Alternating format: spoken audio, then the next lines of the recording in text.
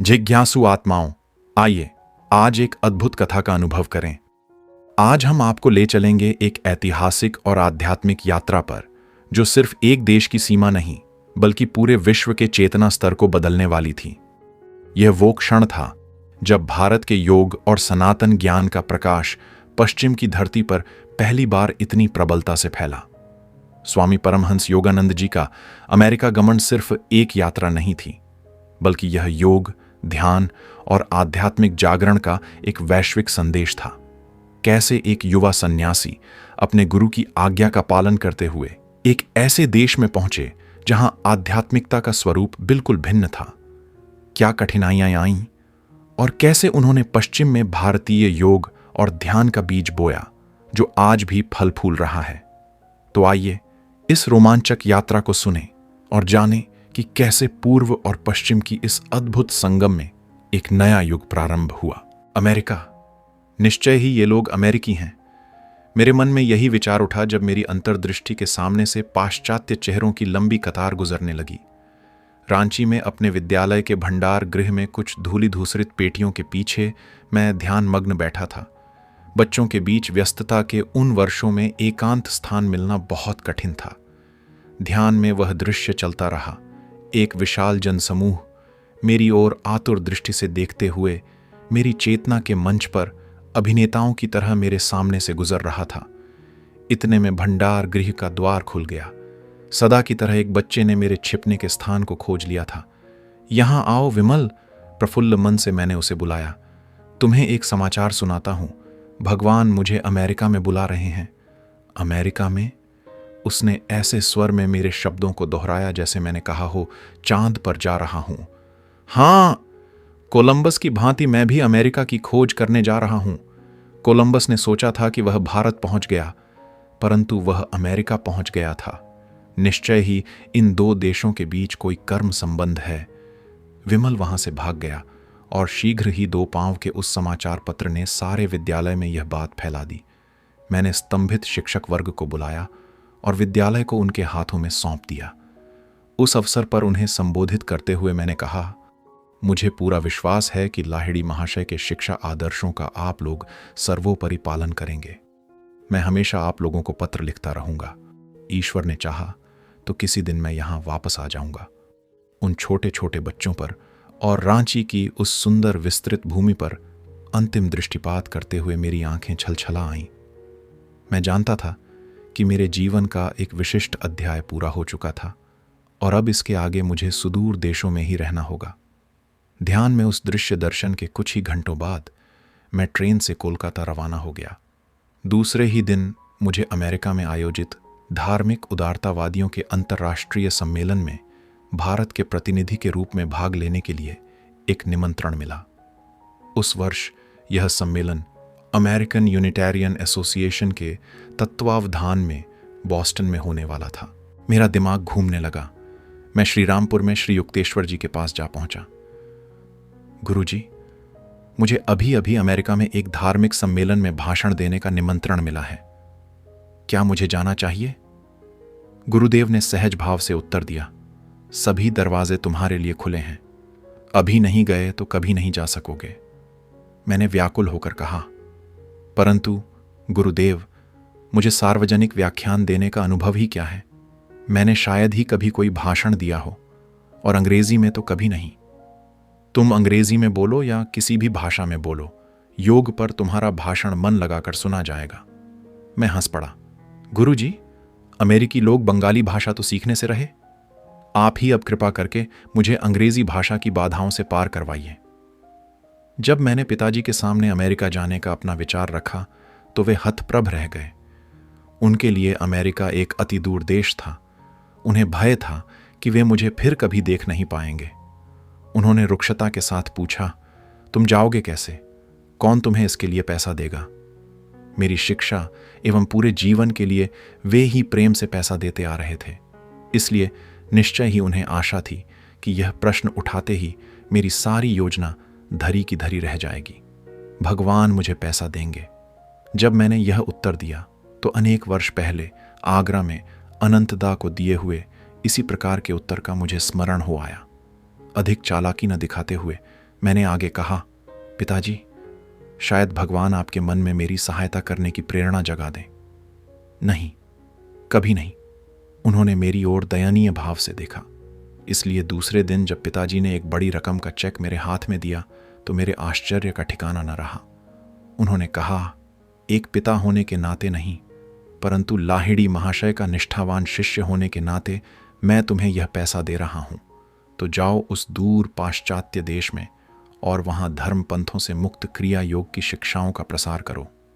जिस निस्वार्थ भाव से पिताजी ने तुरंत अपनी वैयक्तिक इच्छाओं को तिलांजलि दे दी थी, उसे देखकर मेरा हृदय द्रवित हो उठा। उन्हें रात में एहसास हो गया था कि विदेश यात्रा की किसी साधारण इच्छा से मैं अपनी योजना नहीं बना रहा था। कदाचित इस जन्म में अब हमारी फिर से भेंट नहीं हो सकेगी, पिताजी ने खिन्न होकर कहा। उनकी आयु उस समय 67 वर्ष की हो चुकी थी। एक प्रबल अंतः प्रेरणा मेरे मन में उठी और पूर्ण विश्वास के साथ मैंने कहा, भगवान एक बार फिर से हम लोगों को अवश्य मिला देंगे। जब मैं अपने गुरुदेव और अपनी प्रिय मातृभूमि को छोड़कर अमेरिका की अनजान भूमि में जाने की तैयारियां कर रहा था, तो मेरा हृदय कम आशंकाओं से नहीं भरा था। मैंने भौतिकवादी पाश्चात्य जगत के बारे में अनेक कहानियां सुन रखी थीं। वह जगत युग युगों से संतों के वास्तव्य से पुनीत हुई भारत भूमि से इतना भिन्न लग रहा था। मैं सोच रहा था, पाश्चात्य वातावरण में प्रवेश करने की जोखिम उठाने वाले पौर्वात्य गुरु को हिमालय की ठंड सह पाने से भी अधिक कठोर परिस्थितियों का सामना करने के लिए तैयार रहना चाहिए। एक दिन प्रातःकाल मैं इस दृढ़ संकल्प के साथ प्रार्थना करने बैठ गया कि भले ही प्रार्थना करते करते मैं मर क्यों न जाऊं, पर जब तक ईश्वर की आवाज नहीं सुनूंगा तब तक प्रार्थना बंद नहीं करूंगा। मैं ईश्वर से आशीर्वाद एवं आश्वासन चाहता था ताकि मैं पश्चिम के आधुनिक भौतिकवाद और व्यावहारिक उपयोगितावाद के कोहरे में कहीं खो न जाऊं। अमेरिका जाने का तो संकल्प मेरे मन ने कर ही लिया था, पर साथ ही ईश्वर की अनुमति और आश्वासन वाणी सुनने के लिए वह और भी अधिक कृत संकल्प था। बार बार उठने वाली सिसकियों को दबा कर रखते हुए मैं प्रार्थना करता ही रहा। कोई उत्तर नहीं। मध्याह्न होते होते प्रार्थना की उत्कटता पराकाष्ठा पर पहुंच गई। तीव्रता की वेदना के दबाव से मेरा सिर चकराने लगा। ऐसा लग रहा था कि अब अपनी आंतरिक उत्कटता को और अधिक बढ़ाकर एक बार भी यदि रोया तो मेरा सिर फट जाएगा। ठीक उसी क्षण गढ़पार रोड पर स्थित मेरे घर के दरवाजे पर दस्तक सुनाई दी। जब मैंने दरवाजा खोला तो देखा कि सन्यासियों की तरह केवल एक कटिवस्त्र धारण किया हुआ एक युवक वहां खड़ा है। उसने घर में प्रवेश किया। ये अवश्य ही बाबा जी होंगे। स्तब्ध होकर मैं सोच रहा था, क्योंकि मेरे सामने खड़े उस व्यक्ति का चेहरा लाहिड़ी महाशय जैसा ही दिख रहा था। मेरे मन में उठे उस विचार का उन्होंने उत्तर दे दिया। हाँ, मैं बाबा जी हूं। वे अत्यंत मधुर आवाज में हिंदी में बोल रहे थे। हम सबके परमपिता ने तुम्हारी प्रार्थना सुन ली है। उन्होंने मुझे तुम्हें यह बताने का आदेश दिया है, अपने गुरु की आज्ञा का पालन करो और अमेरिका चले जाओ। डरो मत, तुम्हारा पूर्ण संरक्षण किया जाएगा। थोड़ी देर रुककर बाबा जी ने फिर मुझसे कहा, तुम ही वह हो जिसे मैंने पाश्चात्य जगत में क्रिया योग का प्रसार करने के लिए चुना है। बहुत वर्ष पहले मैं तुम्हारे गुरु युक्तेश्वर से एक कुंभ मेले में मिला था और तभी मैंने उनसे कह दिया था कि मैं तुम्हें उनके पास शिक्षा ग्रहण के लिए भेज दूंगा। साक्षात बाबा जी के सामने खड़ा होने के कारण भक्ति भाव में विभोर होकर मैं अवाक हो गया और उन्होंने ही मुझे श्री युक्तेश्वर जी के पास पहुंचाया था। यह स्वयं उनके श्रीमुख से सुनकर तो मेरा हृदय कृतज्ञता एवं प्रेमादर की बाढ़ में पूरी तरह डूब गया। मृत्युंजय परम गुरु के चरणों में मैंने साष्टांग प्रणाम किया। उन्होंने अत्यंत प्रेम के साथ मुझे उठाया। मेरे जीवन के बारे में अनेक बातें बताने के बाद उन्होंने मुझे कुछ व्यक्तिगत उपदेश दिए और कई गोपनीय भविष्यवाणियां की। अंत में उन्होंने गंभीरता के साथ कहा, ईश्वर साक्षात्कार की वैज्ञानिक प्रणाली क्रिया योग का अंततः सब देशों में प्रसार हो जाएगा और मनुष्य को अनंत परमपिता का व्यक्तिगत इंद्रियातीत अनुभव कराने के द्वारा यह राष्ट्रों के बीच सौमनस्य सौहार्द स्थापित कराने में सहायक होगा। अपनी अनंत शक्ति से युक्त दृष्टि मुझ पर डालकर अपने ब्रह्म चैतन्य की एक झांकी मुझे दिखाते हुए परम गुरु ने मुझ में नई शक्ति का संचार कर दिया। दिव्य सूर्य सहस्रस्य यदि आकाश में कभी सहस्र सूर्य एक साथ उदित हो सकें तो उससे उत्पन्न प्रकाश भी इस महान विश्वरूप के प्रकाश के सदृश कदाचित ही हो। थोड़ी ही देर में बाबा जी यह कहते हुए दरवाजे की ओर बढ़े, मेरे पीछे आने का प्रयत्न मत करना, तुम्हारे लिए वह संभव भी नहीं होगा। बाबा जी, दया कीजिए, चले मत जाइए, मुझे अपने साथ लेते जाइए। मैं बार बार पुकार रहा था। उन्होंने कहा, अभी नहीं, फिर कभी। भावावेग में मैंने उनकी चेतावनी की परवाह नहीं की। जैसे ही मैंने उनके पीछे जाने का प्रयत्न किया, मुझे झांत हुआ कि मेरे पांव जमीन से पक्के चिपक गए हैं। दरवाजे पर पहुंचकर बाबा जी ने मुझ पर एक प्रेम भरी दृष्टि डाली। मेरी आंखें तीव्र लालसा से उन पर ही जमी हुई थीं। उन्होंने आशीर्वाद देने की मुद्रा में हाथ उठाया और चले गए। कुछ मिनटों बाद मेरे पांव जमीन से छूटे। मैं वहीं बैठकर गहरे ध्यान में लीन हो गया। न केवल मेरी प्रार्थना का उत्तर देने के लिए ही, बल्कि बाबा जी का दर्शन करा देने के लिए भी मैं ईश्वर को बारंबार धन्यवाद देने लगा। मुझे ऐसा लग रहा था मानो चिरयुवा आयु विहीन प्राचीन परम गुरु के स्पर्श से मेरा शरीर पावन हो गया था। उनके दर्शन की तीव्र लालसा मुझे लंबे समय से थी। अभी तक बाबा जी के साथ मेरी इस भेंट की बात मैंने किसी को नहीं बताई है। इस घटना को अपने मानवीय अनुभवों में सबसे पवित्र अनुभव मानकर मैंने इसे अपने हृदय में छिपा लिया था। परंतु मुझे लगा कि इस आत्मकथा के पाठकों को विश्व में रुचि लेने वाले एकांतवासी बाबा जी की वास्तविकता पर अधिक विश्वास होगा यदि मैं ऐसी घटना का वर्णन कर दूं जिसमें मैंने उन्हें स्वयं अपनी आंखों से देखा है। इस पुस्तक के लिए मैंने आधुनिक भारत के योगी अवतार परम गुरु का एक चित्र भी एक चित्रकार की सहायता से बनवाया है। अमेरिका के लिए प्रस्थान करने के एक दिन पहले मैं श्री युक्तेश्वर जी की पावन उपस्थिति में बैठा था। उन्होंने अपने ज्ञान युक्त शांत स्वर में मुझसे कहा, भूल जाओ कि तुम्हारा जन्म हिंदू समाज में हुआ था, परंतु अमेरिकी लोगों के भी सारे ही तौर तरीके मत अपना लेना। दोनों समाजों के केवल उत्तम गुणों को ही ग्रहण करना। तुम ईश्वर की संतान हो। अपने इस सच्चे स्वरूप को सदा याद रखना। पृथ्वी पर चारों ओर विभिन्न जाति वंशों में बिखरे हुए अपने बंधुओं के सर्वश्रेष्ठ गुणों को खोजो और उन्हें आत्मसात करो। फिर उन्होंने मुझे आशीर्वाद दिया, ईश्वर की खोज करने के लिए जो भी श्रद्धा के साथ तुम्हारे पास आएंगे, तुम्हारे द्वारा उनकी सहायता होकर रहेगी। जब तुम उन पर दृष्टिपात करोगे, तब तुम्हारी आंखों से निःसृत होता आध्यात्मिक प्रवाह उनके मस्तिष्कों में प्रवेश करेगा और उनकी भौतिक प्रवृत्तियों और आदतों को परिवर्तित करके उन्हें और अधिक ईश्वराभिमुख कर देगा। फिर मुस्कुराते हुए वे बोले, सच्चे जिज्ञासुओं को आकर्षित करने के मामले में तुम्हारी नियति बहुत अच्छी है। तुम जहां भी जाओगे, चाहे वह जंगल ही क्यों न हो, तुम्हें सच्चे मित्र मिलते रहेंगे। श्री युक्तेश्वर जी के इन दोनों ही आशीर्वादों की पूर्ति भली भांति हुई है।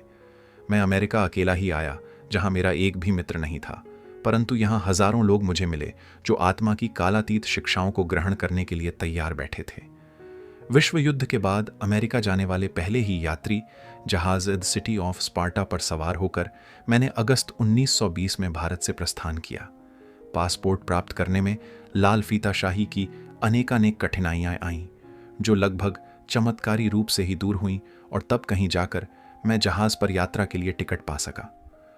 2 महीनों की समुद्र यात्रा के दौरान जहाज पर एक सहयात्री को पता चल गया कि मैं बोस्टन सम्मेलन के लिए भारत का प्रतिनिधि बनकर जा रहा था।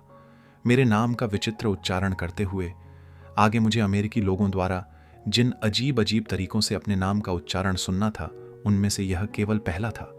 उसने मुझसे कहा, स्वामी योगानंद, अगले गुरुवार की रात को हम यात्रियों के लिए एक व्याख्यान देकर कृपया हमें अनुग्रहित करें। जीवन का युद्ध और उसे कैसे लड़ें विषय पर व्याख्यान से हम सबको बड़ा लाभ होगा। अफसोस, बुधवार के आते ही मुझे पता चला कि पहले मुझे ही अपने जीवन का युद्ध लड़ना था। अंग्रेजी में व्याख्यान देने के लिए अपने विचारों को एक सूत्र में गूंथने का मैंने हर तरह से प्रयास कर लिया, परंतु सब व्यर्थ। आखिर मैंने तैयारी करने का यह प्रयास ही छोड़ दिया। जीन काठी देखते ही भड़क उठने वाले नए घोड़े की तरह मेरे विचार भी अंग्रेजी व्याकरण के साथ कोई सहयोग करने के लिए तैयार नहीं थे। पर गुरुदेव के पिछले आश्वासनों पर पूर्ण विश्वास रखते हुए मैं गुरुवार को जहाज के सैलून में अपने श्रोताओं के सामने जाकर खड़ा हो गया। मेरे मुंह से एक भी शब्द नहीं निकला। वहां उपस्थित लोगों के सामने मैं अवाक बनकर खड़ा रहा। मेरी सहनशीलता का यह युद्ध लगभग 10 मिनट तक चलता रहा। उसके बाद श्रोताओं को मेरी परिस्थिति का आकलन हो गया और वे हंसने लगे। उस क्षण की परिस्थिति मेरे लिए तो हंसने लायक नहीं थी। क्षुब्ध होकर मन ही मन मैं गुरुदेव से प्रार्थना करने लगा। तुम बोल सकते हो, बोलो। उनकी आवाज तत्क्षण मेरी चेतना में गूंजी। उसी के साथ मेरे विचारों ने तुरंत ही अंग्रेजी भाषा के साथ दोस्ती कर ली। 45 मिनट तक व्याख्यान चलता रहा और अंत तक श्रोतागण तन्मय होकर सुनते रहे।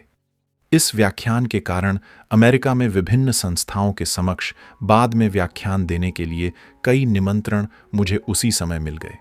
बाद में प्रयास करने पर भी उस व्याख्यान में मैंने जो कुछ कहा था उसमें से एक शब्द भी मुझे कभी याद नहीं आ सका। सावधानी पूर्वक जब मैंने यात्रियों से पूछताछ की तो अनेक लोगों से मुझे इतना ही पता चला, आपने शुद्ध और सही अंग्रेजी में अत्यंत प्रेरणास्पद व्याख्यान दिया। यह आनंददायक उत्तर सुनकर मैंने समय पर सहायता करने के लिए विनम्रतापूर्वक अपने गुरुदेव का धन्यवाद किया और इसके साथ ही मुझे नए सिरे से फिर एक बार यह एहसास हो गया कि देश काल की सीमाओं को ध्वस्त कर वे सदा ही मेरे साथ हैं। शेष समुद्र यात्रा के दौरान कभी कभी बॉस्टन सम्मेलन में अंग्रेजी व्याख्यान की अग्नि परीक्षा के विचार मात्र से ही मेरे मन में शूल उठता था। मैं व्याकुल होकर प्रार्थना करता, करुणा सागर प्रभु, आप ही मेरी एकमात्र प्रेरणा बनने की कृपा कीजिए। द सिटी ऑफ स्पार्टा सितंबर के उत्तरार्ध में बॉस्टन के बंदरगाह में खड़ा हो गया। 6 अक्टूबर 1920 को मैंने धर्म सम्मेलन में जाकर अमेरिका में अपना पहला व्याख्यान दिया। व्याख्यान का अच्छा स्वागत हुआ। मैंने राहत की सांस ली। अमेरिकन यूनिटेरियन एसोसिएशन के विशाल हृदय सचिव ने सम्मेलन पर प्रकाशित एक विवरण में अपना मत इस प्रकार व्यक्त किया, रांची के ब्रह्मचर्याश्रम से आए प्रतिनिधि स्वामी योगानंद ने अपनी संस्था की ओर से सम्मेलन का अभिनंदन किया। धारा प्रवाह अंग्रेजी में ओजस्वी वक्तृत्व के साथ उन्होंने धर्म विज्ञान पर दार्शनिक स्वरूप का व्याख्यान दिया, जिसे बड़े स्तर पर वितरण करने के लिए एक पत्रक के रूप में छाप दिया गया है। अपने व्याख्यान में उन्होंने कहा कि धर्म सार्वभौमिक है और एक ही है। रीति रिवाज और रूढ़ि प्रथाओं को सार्वभौमिक नहीं बनाया जा सकता, परंतु धर्म में निहित सामान्य तत्व को सार्वभौमिक बनाया जा सकता है और सबको उसका अनुसरण करने एवं उसका पालन करने के लिए कहा जा सकता है। पिताजी ने जो बड़ी रकम का चेक दिया था, उसके कारण सम्मेलन के समाप्त हो जाने के बाद भी अमेरिका में रहना मेरे लिए संभव हो गया। अत्यंत साधारण परिस्थितियों में रहते हुए बॉस्टन में 3 वर्ष सुखपूर्वक बीत गए। इस दौरान मैंने सार्वजनिक व्याख्यान दिए, शिक्षा वर्ग चलाए और सॉन्ग्स ऑफ द सोल, आत्मा के गीत नामक एक काव्य पुस्तक भी लिखी, जिसकी प्रस्तावना सिटी ऑफ न्यूयॉर्क कॉलेज के प्रेसिडेंट डॉ फ्रेडरिक बी रॉबिन्सन ने लिखी है। 1924 में मैंने पूरे अमेरिका महाद्वीप की यात्रा शुरू की और प्रमुख शहरों में हजारों लोगों के समक्ष व्याख्यान दिए। मैं जब सिएटल में था तो कुछ समय विश्रांति में बिताने के लिए वहां से रमणीय अलास्का में चला गया। मेरी शिक्षाओं का अनुसरण करने वाले उदारमना लोगों की सहायता से 1925 के अंत तक मैंने कैलिफोर्निया के लॉस एंजलिस शहर में माउंट वॉशिंगटन एस्टेट्स पर अपने अमेरिकी मुख्यालय की स्थापना कर दी। यह वही भवन है जो मैंने अनेक वर्ष पहले कश्मीर में अपने अंतर्दर्शन में देखा था। यहां दूर अमेरिका में चल रही अपनी गतिविधियों के फोटो मैंने जल्दी ही श्री युक्तेश्वर जी को भेज दिए। उन्होंने एक पोस्टकार्ड पर बंगाली में उत्तर भेजा, जिसका अनुवाद मैं यहां दे रहा हूं। मेरे हृदय के दुलारे, हे योगानंद, तुम्हारे विद्यालय और छात्रों के फोटो देखकर मेरे जीवन में कितना आनंद आया है, इसका मैं शब्दों में वर्णन नहीं कर सकता। विभिन्न शहरों के तुम्हारे योग्य विद्यार्थियों को देखकर मैं आनंद में पिघल रहा हूं। प्रतिज्ञापन, रोग निवारक स्पंदन संप्रेषण तथा दैवी रोग मुक्ति की प्रार्थनाएं आदि तुम्हारी पद्धतियों के बारे में सुनकर मैं तुम्हें हृदय से धन्यवाद दिए बिना नहीं रह सकता। माउंट वॉशिंगटन एस्टेट्स का मुख्य द्वार, पहाड़ी पर ऊपर जाता सर्पिल रास्ता और पहाड़ी के नीचे फैले हुए सुंदर दृश्य को देखकर यह सभी कुछ आंखों से देखने की इच्छा मन में पैदा होती है। यहां सब ठीक चल रहा है। ईश्वर की कृपा से तुम सदा परमानंद में रहो। श्री युक्तेश्वर गिरिवर्ष पर वर्ष बीतते गए। अपने नए देश के प्रत्येक हिस्से में और सैकड़ों क्लबों, कॉलेजों, गिरजाघरों और प्रत्येक प्रकार के श्रोतृवृंदों के सामने मैंने व्याख्यान दिए। 1920-30 के दशक में सहस्र सहस्र अमेरिकी लोगों ने मेरे योग की कक्षाओं में शिक्षा ली। उन सभी को मैंने प्रार्थनाओं और आत्मा के विचारों की एक नई पुस्तक व्हिस्पर्स फ्रॉम इटर्निटी समर्पित की थी, जिसकी प्रस्तावना प्रसिद्ध गायिका मैडम एमेलिटा गैली-कुर्ची ने लिखी थी। कभी कभी साधारणतया महीने के पहली तारीख को, जब सेल्फ रियलाइजेशन फेलोशिप के मुख्यालय माउंट वॉशिंगटन सेंटर को चलाने के लिए किए गए खर्चों के बिलों की भरमार लग जाती थी, भारत की सादगी भरी शांति की याद सताती थी। परंतु दिन प्रतिदिन पूर्व और पश्चिम के बीच सद्भावना वृद्धिगत होती दिखाई देती। उससे मेरी आत्मा को हर्ष होता। अपने देश के राष्ट्रपिता जॉर्ज वॉशिंगटन ने, जिन्हें अनेक अवसरों पर ऐसा अनुभव हुआ कि उन्हें ईश्वरीय मार्गदर्शन मिल रहा था, ने अपने फेयरवेल एड्रेस में अमेरिका को आध्यात्मिक प्रेरणा देने वाले ये शब्द कहे थे: स्वतंत्र, सुशिक्षित एवं निकट भविष्य में ही एक महान राष्ट्र के रूप में परिणत होने वाले इस देश की जनता के यह अनुरूप होगा कि वह समस्त मानव जाति के लिए सदा उच्च न्याय एवं लोकहितैषी वृत्ति से परिचालित मानवों के रूप में एक अभिनव उदाहरण प्रस्तुत करे। इस प्रकार की योजना का दृढ़ता से अनुसरण करने से कुछ तात्कालिक क्षति हो सकती है, परंतु इसमें किसे संदेह हो सकता है कि इस योजना के फलस्वरूप कालांतर में उस क्षति की तुलना में बहुत अधिक लाभ प्राप्त होगा। क्या कभी ऐसा हो सकता है कि ईश्वर किसी राष्ट्र के उत्तम गुणों को चिरस्थायी सुख सौभाग्य से न जोड़े? वॉल्ट व्हिटमन कृत हिम टू अमेरिका, अमेरिका का कीर्तिगान, thou mother with thy equal brood से। अपने भविष्य में तुम नर नारियों की अपनी अधिक सयानी, अधिक संख्य संतानों में तुम, नैतिक आध्यात्मिक बल से युक्त अपने महापुरुषों में तुम, उत्तर दक्षिण पूर्व पश्चिम में अपनी नैतिक संपदा और सभ्यता में तुम, जिसके बिना बड़ा से बड़ा गौरव प्राप्त करने वाली तुम्हारी भौतिक सभ्यता अर्थहीन ही रहेगी। अपनी सर्वार्थ पूरक सर्वसमावेशक अर्चना में तुम किसी एक बाइबल या किसी एक तारणहार मात्र में नहीं, बल्कि तुम्हारे तारणहार असंख्य होंगे जो तुम में ही अभी सुप्त हैं, जो किसी भी अन्य तारणहार के समतुल्य होंगे, उतने ही भव्य दिव्य होंगे।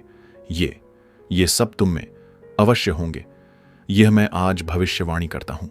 इस अध्याय में हमने जाना कि कैसे परमहंस योगानंद जी ने अमेरिका की भूमि पर अपने गुरु की भविष्यवाणी को साकार किया। यह यात्रा केवल शारीरिक नहीं थी, बल्कि यह आत्मा की गहरी खोज और एक मिशन की पूर्ति थी। आने वाले अध्यायों में हम और भी अद्भुत घटनाओं को जानेंगे। योगानंद जी की अमेरिका में शुरुआती कठिनाइयां, उनके व्याख्यान और कैसे उन्होंने ध्यान और क्रिया योग को पश्चिमी जगत में फैलाया। इस अद्भुत यात्रा का हिस्सा बने रहने के लिए हमारे चैनल को सब्सक्राइब करें, वीडियो को लाइक करें और अपने विचार कमेंट में साझा करें। अगले अध्याय में फिर मिलते हैं।